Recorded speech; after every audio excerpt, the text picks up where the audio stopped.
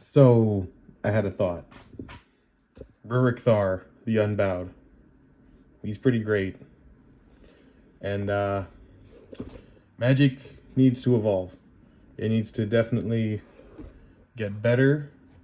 And the way it's going right now with the universes beyond, that's the priority. So, what does Fallout, Marvel Superheroes, Fortnite, Warhammer 40k have in common? They have guns in common. So Magic holding out is not going to kill the Eldrazi fast enough. So you want to use this card specifically to search up your win conditions. Like a Decimator of Provinces. Yeah, he comes in play. Buffs your board. That's what Ruric wants. And a Void Winnower. And Chandra with a Gatling gun is definitely the way to go with this game. So here's Zolpendril, Hunger Dominus. I picked him instead of Solfim. That's a lie. I opened up a bunch of packs and Zolpendril was the Phyrexian God Horror I got. He's really cool. Glad I got him instead of Solfim, but Solfim's still great. Put him in the deck instead if you need it. We have Vorinclex, Voice of the Hunger. So yeah, why don't we have guns in this setting? If we can artifact create giant spaceships, then we can produce something that explodes and shoots shrapnel at people. Edge of Eternities has like cannon fodder and visual effects. So it's weird you can build a spaceship, but you can't go build a gun for creature attacks. And yeah, there's definitely guns in New Capenna. So it's coming. It's a little late for the Wacky Racers to have guns, though. Hellkite Charger. This is one of the key cards. Most of the deck is about having creatures. So, Crown of Doom. Give it to an opponent. All your creatures get damage buffed. You can't get the crown back. Now when Hellkite Charger attacks, he's a 7/5, and he gets to attack again if you have enough mana. Produces another attack phase. Here's Vorapede, Vigilance, Trample, and Dime, 5/4. So this deck is creature heavy. Keep up the pressure. Here we have End Raise Forerunners, Vigilance, Trample, Haste. So basic Overrun, Craterhoof style effects. You can have Frontier Warmonger, one of my favorites. Whenever one or more creatures attack of your opponents or planeswalkers they control, those creatures gain menace until the end of turn. Just gives your creatures menace for attacking. Here we have Tornado Elemental. Comes into play, deal 6 damage to each creature with flying, and it can deal damage as though it weren't blocked. Pretty nice. We're just going in for the kill with Ruric Thar, the Unbowed. Here we have Zertod Druid. Soft mana dork, 1/1, but it pings for every time it taps. Hamlet back Goliath, a great giant. Obviously power's crept by now, but +1/+1 counters whenever you play another creature. He gets bigger and bigger and bigger. Goreclaw, Terror of Qualsisma, will make all your big creatures cheaper, like your Hamlet back. And she herself, I assume it's a she, I don't know. Each creature gets +1. You don't want to know how she got that name. Yeah, exactly. Whenever Goreclaw attacks, each creature you control with power 4 or greater gets +1/+1 and trample. Nice. So, Ruric Thar always attacking, Goreclaw always buffing. Here is Cloud Scraper Crozian. Cloud Scraper, Beast Mutant, one of the early mutants. 13/13. When he's in play, you pay 2 more. You morph him for 7, 8, 9. So for 9, you pay him for 3 first, and then flip it for 9. You get a 13/13. That's a nice, just damage combat trick, I guess. Good, deals a lot of damage, don't have to flip it over, but still. We want big creatures in this deck.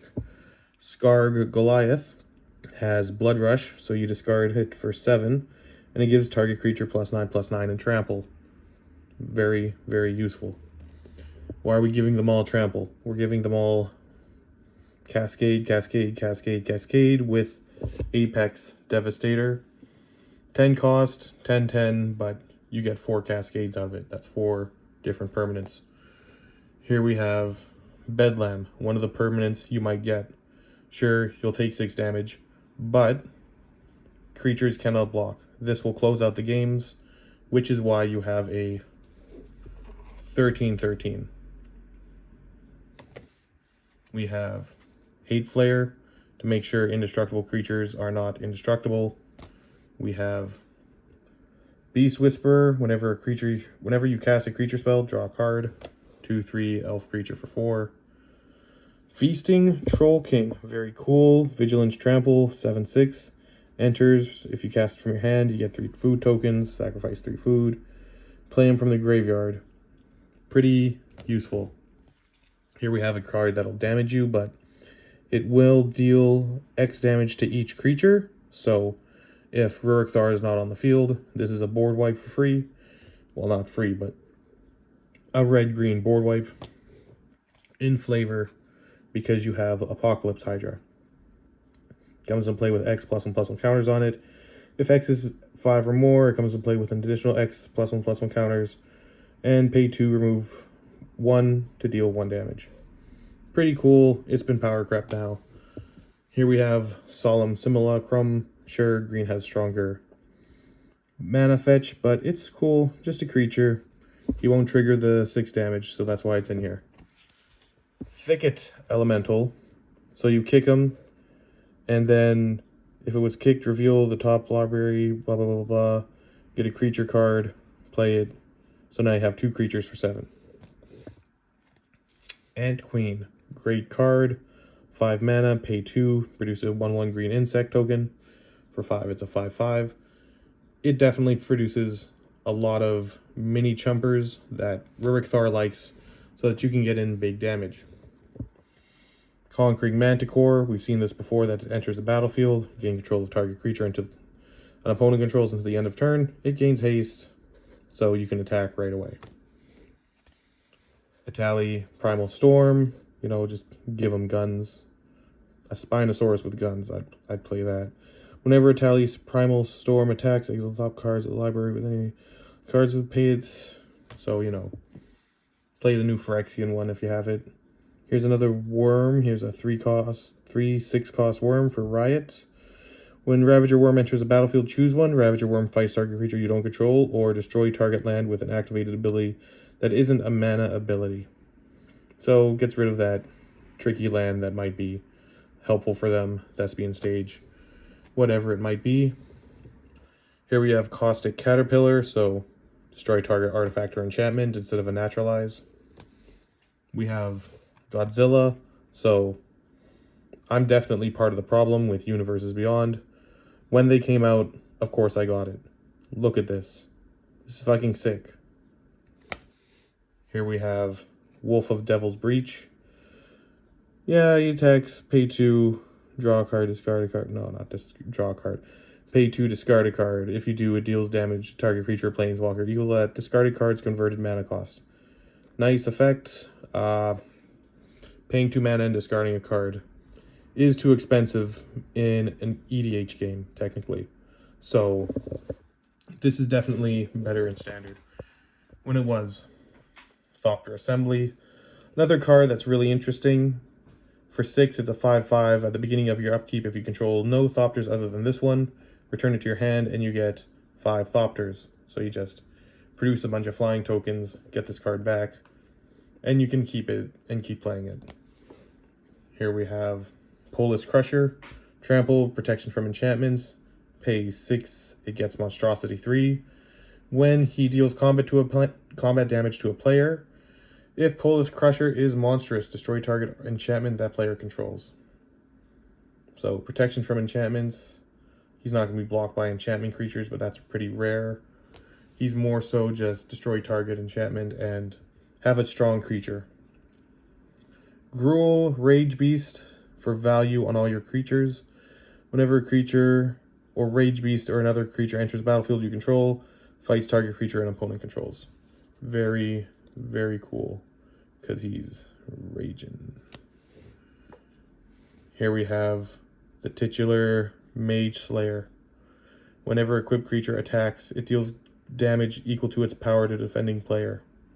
Well, there's a lot of high power creatures in this deck. That makes sense that you want to equip a strong creature with Mage Slayer.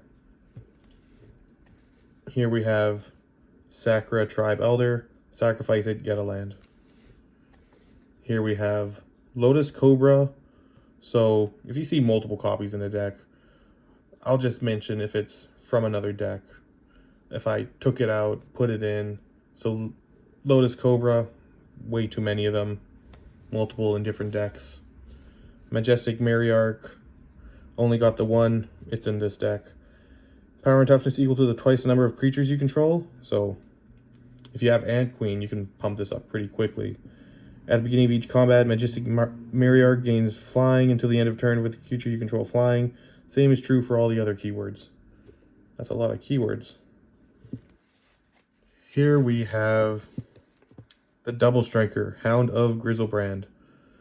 Double Strike, Undying, very useful. Cloud Thresher, Flash, Reach, blocks for any big flyer that's coming in, and kills all the little flyers if they're annoying. Here we have Giant Adaphage, the big version of Scoot Mob. When he deals combat damage to a player, put a token onto the battlefield that's a copy of Giant Adaphage. Not Scoot Mob, it was Spawn Wraith. This is the big version of Spawn Wraith. Here we have Agatha of the Vile Cauldron. Activated abilities of creatures you control cost X less, where X is Agatha's power. So one, there's not a lot of effects that use this effect, but there are some, and one is all you need to reduce it by. Other creatures you control get +1/+1 and gain trample and haste until the end of turn. Very nice closer, very strong overrun effect. Here we have King Kong, Titan Ape, 7/6 for 6. Legendary creature, enters the battlefield, fights up to one target creature you don't control. So if you have this and the Rage Beast, he'll fight 2 creatures and then kill himself pretty much. When he attacks, destroy target artifact or enchantment defending player controls. Pay 2, return target human you control to its owner's hand. Kogla gains indestructible. Oh, that'd be nice. That's a good trigger in response. Don't know how many humans other than Zerta Druid. Sarenth Great Worm is a 6-cost 7/6 worm. Whenever a land enters a battlefield, create a tapped Power Stone token. Could just called it Landfall. Hero of Oxhid Ridge, Haste, Battle Cry. Attacks creatures with power 1 or less can't block this turn. Nice. So we're stacking effects that keep the opponent from blocking, so Ruric Thar can get in with more attackers. Tireless Tracker for 3. Whenever a land enters the battlefield under your control, investigate, sacrifice a clue, get +1/+1 counter on your Tireless Tracker. Imperious Great Worm, seeing a theme with worms in this deck, so that this one specifically has Convoke and Indestructible. 10 mana, but it's a 16/16 that'll cost less the more cards you play. Here we have Galta, Primal Hunger. Costs X less, where X is the total power of creatures you control. So have 10 power, he's a 2-cost creature.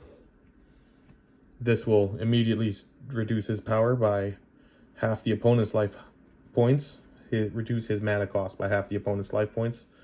We have Malignus, so that you can have him be a 20/20 on the battlefield. If the opponent has 20 life, damage that would be dealt by Malignus can't be prevented. Very cool elemental spirit. Here's a human warrior, the Rubble Belt Raiders. Whenever Rubble Belt Raiders attacks, Put a +1/+1 counter on it for each attacking creature you control. Stacking on attackers, we have Rampaging Baloths. Trample. Whenever a land enters the battlefield under your control, you may create a 4/4 green beast creature token. You may create a 4/4 green beast creature token.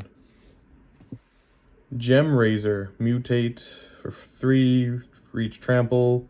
Whenever this creature mutates, destroy target artifact or enchantment opponent controls. Alright, this is one of my favorite Ikoria cards, next to the Godzillas. Like, that's pretty sick. Fertilid. Enters with 2 +1/+1 counters. Move a counter, fetch a land. Ubiquitous, we all know it. Great green card. A less talked about red card is Ogre Battle Driver. That's right. Whenever another creature enters a battlefield under your control, that creature gains +2/+0 and haste. Useful as hell. This is so good. Really ramps up the speed of the deck if you don't have anger or something else. Here we have Drum Hunter. At the end of turn, if you control a creature with power 5 or greater, you draw a card. And itself taps to create mana. Here we have Inferno Titan. We all know what he does. Enters the battlefield or attacks, deals 3 damage. This deck loves attacking. World Spine Worm. For 11 mana, you get a 15/15 trample. When he dies, put 3 5/5 worm green tokens into the battlefield. When it is put into the graveyard, shuffle it anywhere. When it's put into the graveyard from anywhere, shuffle it into its owner's library. So you just keep getting 3/3 worms, or 5. You keep getting 3 5/5 worms. It's pretty cool. Very wizard. Spearbreaker Behemoth. For 7, it's a 5/5. But as we saw, some cards reduce its mana cost. Pay 1, target creature with power 5 or greater is indestructible this turn. And it's really cool that Alara had these cycle of 5/5 creatures, and anything that was 5 or greater was considered a behemoth or a gargantuan or a god. And the elves would worship them and tend to their needs. Here we have Wrecking Ogre. For 5, it's a 3/3 double strike Ogre Warrior. And he has Blood Rush. When you attack, you pay this cost, and you get to give target creature +3/+3 and double strike. The cost being discard this card and pay 5. Ah, yes. Gruul. Gruul have the best artifacts. Look at it. It says creatures you control have trample, and your artifact turns into a creature. Excellent card. Pilgrim's Eye. Very simple. Fetches you a land. Flying 1/1.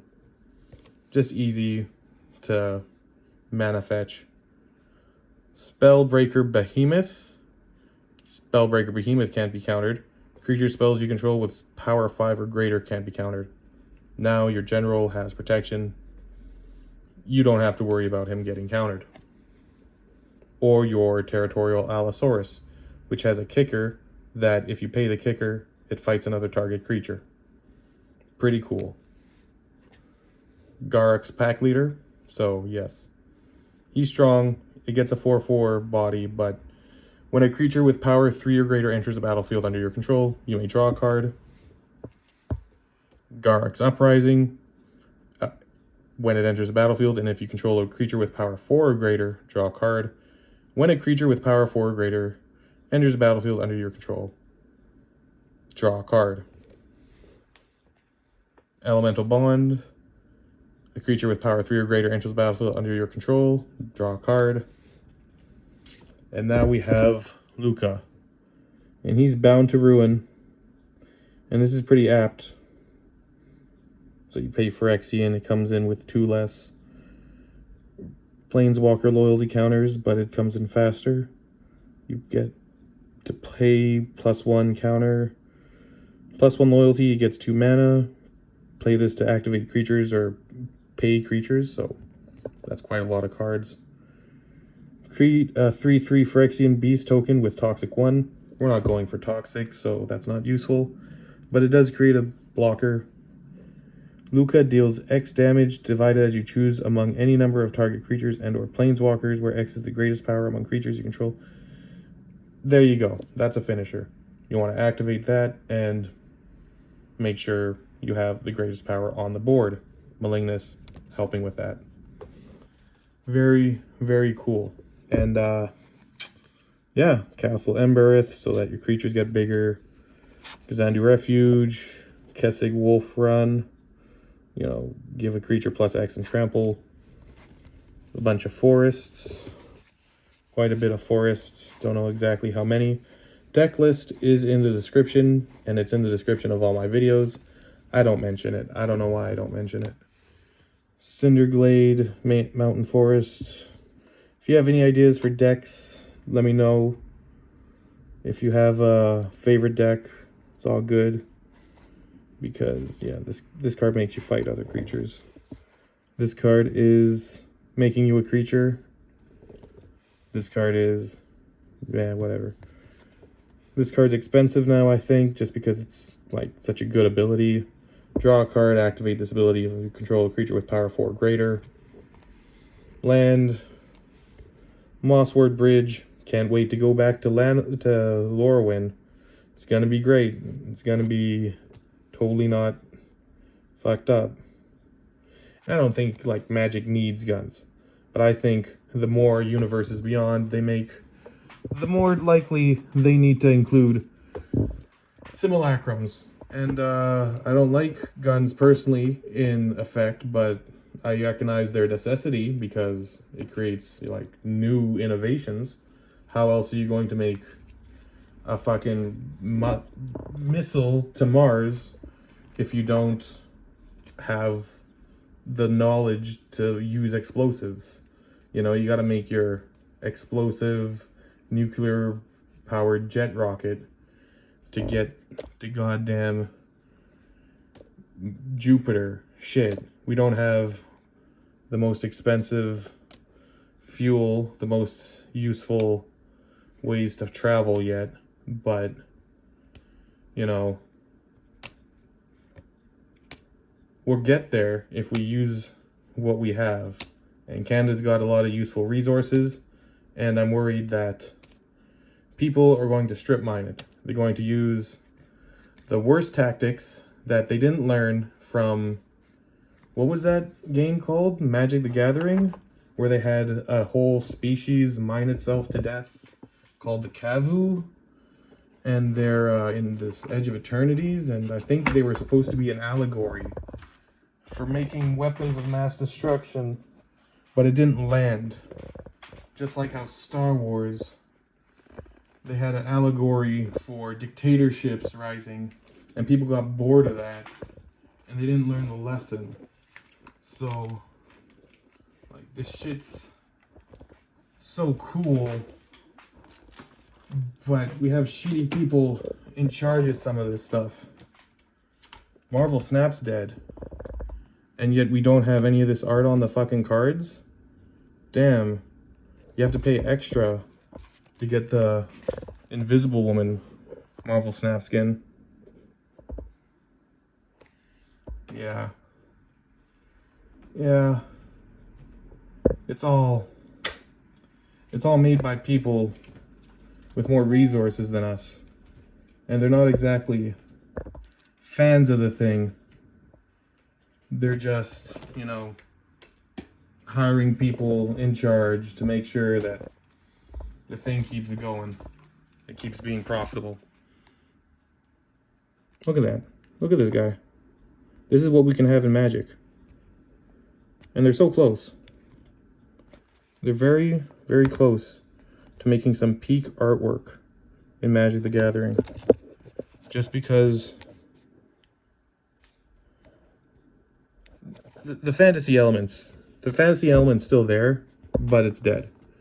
It's clearly not the same game that started, and that's fine. So let's put Rothus the Traveler in Magic the Gathering, and let's put Cervantes and King from Tekken in Magic.